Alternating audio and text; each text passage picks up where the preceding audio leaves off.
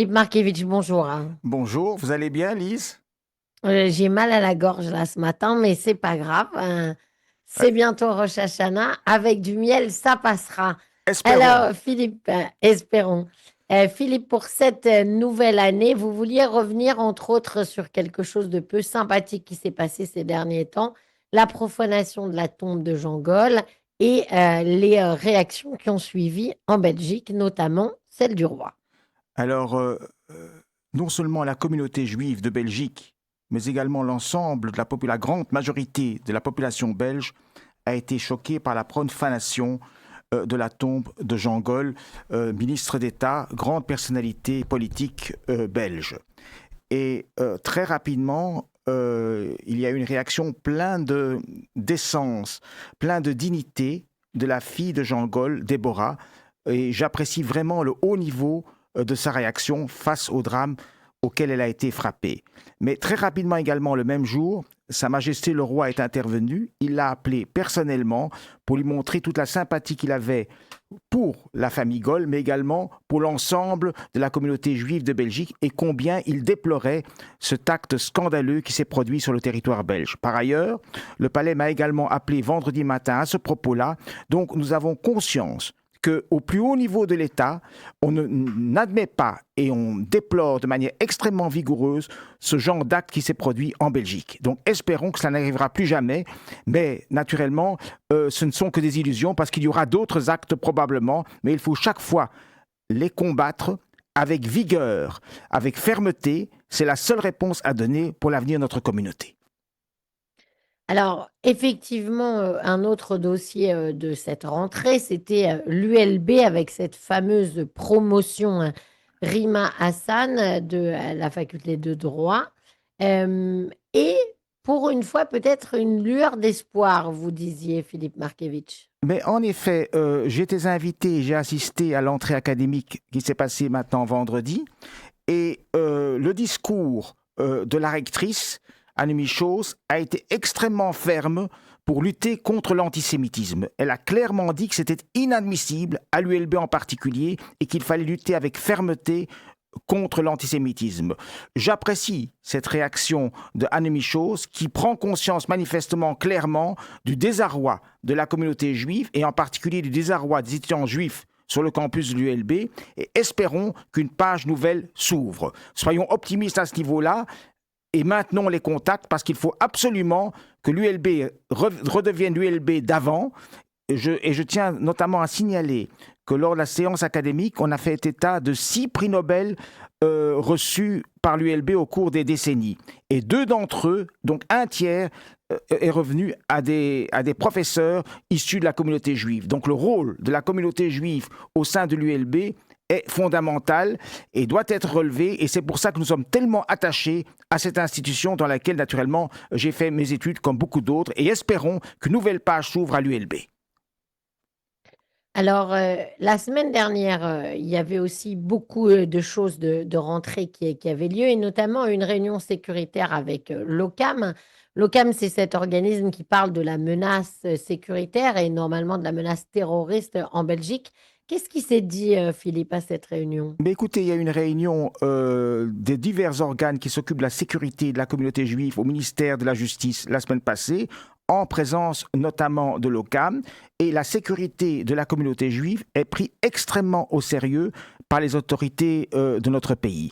Et à cette réunion assistait un représentant de l'OCAM qui nous a d'ailleurs confirmé et signalé que les personnes qui avaient qui avaient accroché à divers endroits de Bruxelles des photos de divers membres de notre communauté avaient été interpellées et avaient été arrêtées. Donc c'est une nouvelle positive et ça montre bien que les autorités belges ne dorment pas et au contraire souhaitent agir pour lutter avec fermeté contre l'antisémitisme. Et d'ailleurs, après le cairn d'il y a quelques semaines du gouvernement belge, il a été rappelé par le gouvernement belge sa volonté de lutter contre l'antisémitisme et de lutter contre la glorification du terrorisme. Cela m'apparaît des messages assez positifs et ce matin j'ai d'ailleurs une réunion au ministère de l'Intérieur et j'espère qu'il y aura une évolution positive parce que l'avenir de notre communauté dépend de manière absolue de sa sécurité. Alors justement, à propos de ça, Philippe Markevitch, est-ce que vous avez plus le sentiment qu'il y a du côté des institutions belges une prise de conscience de l'urgence de lutter contre cet antisémitisme qui existe en Belgique? Il y a une prise de conscience tout à fait certaine. Naturellement, c'est quelque chose qu'on ne sait pas régler en un mois, en 2 mois, en 6 mois. Ça prendra du temps. Mais il y a une volonté ferme de lutter contre l'antisémitisme et je peux vous dire que la communauté juive de Belgique n'est pas seule. Il y avait une réunion la semaine passée également du Conseil de dialogue qui réunit tous les chefs de culte, des cultes reconnus et de la laïcité organisée, sous la présidence de la ministre de la Justice. Et je peux vous dire qu'il a été rappelé combien était importante la sécurité et le bien vivre ensemble en Belgique. Et nous avons annoncé à cette occasion-là que courant novembre, nous ferons à la Grande Synagogue de Bruxelles une cérémonie pour la paix en y invitant tous les cultes reconnus et notamment bien évidemment le culte musulman ainsi que la laïcité organisée. Parce qu'il faut lutter ensemble pour le bien vivre ensemble et pour la paix. C'est essentiel. Pour finir, Philippe Markevitch, qu'est-ce que vous souhaitez à la communauté juive de Belgique pour ce Rosh Hashanah? Alors je comprends même très bien le désarroi qui frappe notre communauté après tous les événements qui se sont déroulés depuis 2 ans. Mais je demande à notre communauté de garder son optimisme, son dynamisme et de continuer à avancer. Nous avons besoin de toute la communauté, que la communauté juive de Belgique reste unie, participe à la vie de l'ensemble de la collectivité et avance. Restons optimistes parce que nous devons être optimistes non seulement pour nous-mêmes, mais surtout pour nos enfants et nos petits-enfants.